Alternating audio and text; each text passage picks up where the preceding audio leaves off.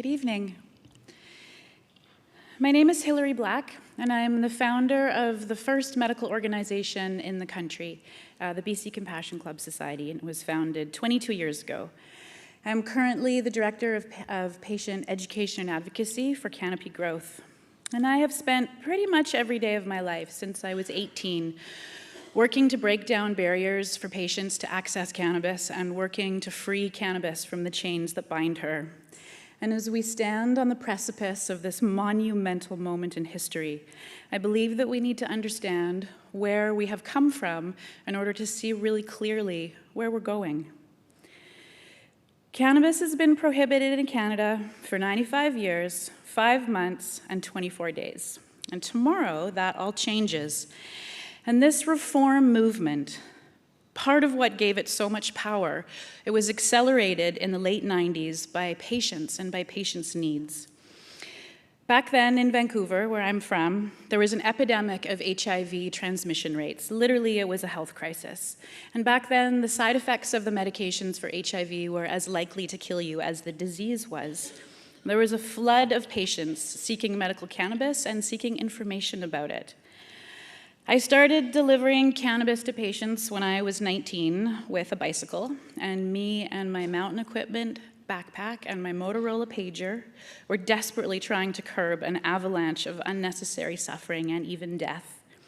There was a group of politically active gay men with HIV who wrapped themselves around me and said, "You go, girl. If they try to arrest you, we are going to chain ourselves to you and we're going to hunger strike."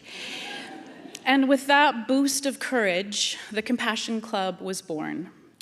There was in 1997, May 1st, in fact. And there was a small group of young women, my friends, who were willing to break the law and risk arrest and be in service to patients that were often living in poverty and had multiple diagnoses and had substance use issues. We were inspired and motivated by patients like Greg Cooper, who had severe MS, and without cannabis, he literally couldn't speak or feed himself or put his pants on or go to the bathroom by himself. And with cannabis, he could do all of those things. So about a year in, this brilliant woman, Jasmine, came along and checked out my project and said, "Oh, this is a great idea. I love what you're doing. How about we take all of your profits and spend all the money providing natural health care to people who are in poverty?" And I was like, that sounds like a great idea. So that's exactly what we did. And we built a wellness center. And we took all of the profits from the cannabis distribution and we hired doctors of traditional Chinese medicine and naturopaths and herbalists and counselors. And we provided access to those services in conjunction with the cannabis therapies. And we saw tremendous healing and lives were transformed. And that wellness center was the spoonful of sugar that helped the medicine go down.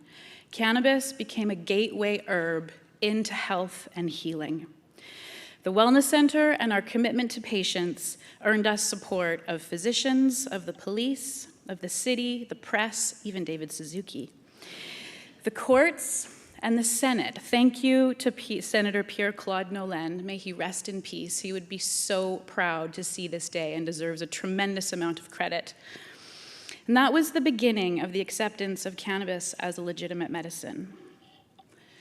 So when I was growing up, my grandpa, Paul McLaughlin, who is a decorated war hero, he taught me that as a Canadian, we stand up for the underdog, that we fight for universal access to healthcare, and we correct social justice issues. He taught me that Canadians are brave and that we are kind, and the work of the Compassion Club was based in those values. So now, 22 years later, there are 330, maybe 350,000 patients who have legal access to cannabis. So that's 330,000 lives just in the legal system that have been transformed. Patients with conditions like chronic pain or cancer or arthritis or insomnia, these are people who now can eat their breakfast, can pick up their children, can sleep through the night, and maybe they're even getting off their prescription medications like their opiates. They're able to live their lives. So at Canopy, we work with 85,000, or with 1 in 4 of the patients in the legal system. And we did a survey to ask them about how cannabis was affecting their life. And the number one thing that they told us was that cannabis allowed them to go outside, to be able to go outside. Imagine that, living a life where you feel like you can't go outside and then suddenly you can. In my work with Canopy, one of the things I do is manage our social responsibility initiatives. And in those initiatives, we strive to respect the roots of the Compassion Club and to carry that legacy forward.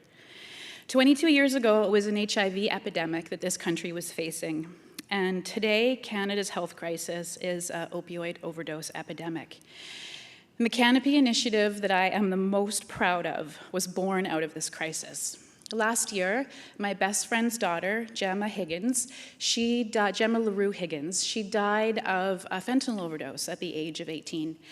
And Gemma was a talented DJ and a brilliant artist and a sweet, sensitive soul, and more than anything, she loved her dog. Gemma could be the daughter of any one of us, and she is another casualty, really, of the war on drugs. After she died, I took quite a bit of time off to support the family, and when I came back to work, my team at Canopy said, "What do you want to do, Hill? What do you want to do?" And we recognized that the country was facing a significant health crisis. There was a lack of leadership and a lack of funding, and so me and my team, we stepped up. So we've donated $2.5 million to the University of British Columbia to create an endowment that is going to support the world's first ever professorship of cannabis science.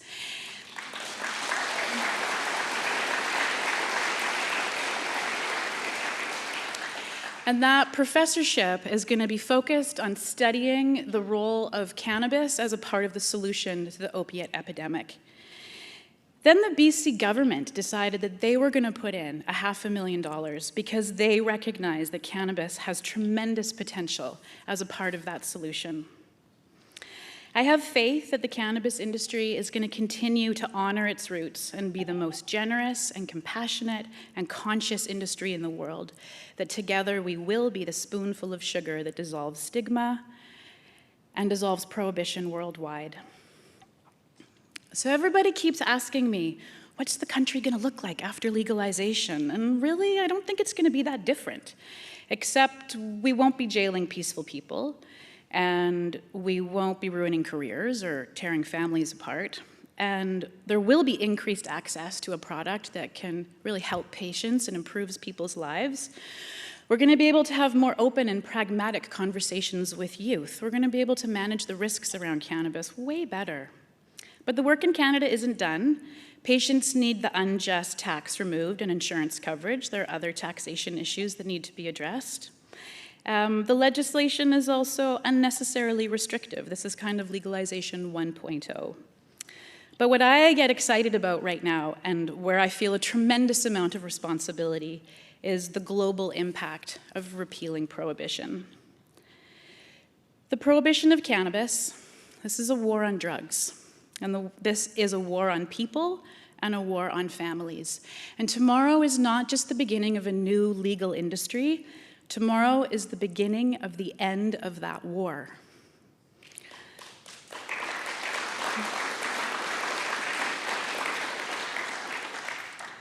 I have had a gun held to my head by police for being at a medical cannabis grow. And that's nothing compared to the damage that this war has done and is doing.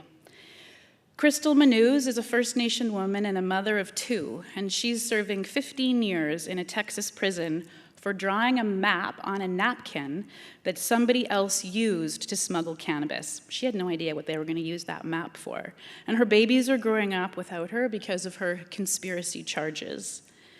Bernard Noble is a 49-year-old father of 7, serving more than 13 years in the US, and he had the equivalency of 2 joints. And on August 30th of this year, in Malaysia, Muhammad Luqman was sentenced to death for providing medical cannabis to severely ill patients. Canada awarded me a Queen's Diamond Jubilee for doing the exact same work that he got the death sentence for. So legalization is not only about the right to get high. This is about human rights, about social justice, and about access to health care. This is about bravely standing up for the Gregs and the Crystals and the Bernards and the Mohammeds. You know, cannabis was widely used and accepted and celebrated for thousands of years until Prohibition turned it into a tool of oppression and of social injustice. So right now, Canada is considered the most trusted country in the world. And now we have this incredible opportunity to export our values of freedom, of compassion, and fairness. I have the honor of getting to work on the forefront of this movement and industry as this huge legal and cultural shift takes place in Canada and next around the world. Tomorrow, we can all stand tall, whether you're interested in consuming cannabis or not, and be proud of Canada as we step onto the global stage and use our power and privilege to show meaningful, courageous leadership. In a time when it's so hard to read the news, in a world full of hardship and darkness, I am so inspired and proud that together we are offering the world this beacon of much-needed hope. Thank you.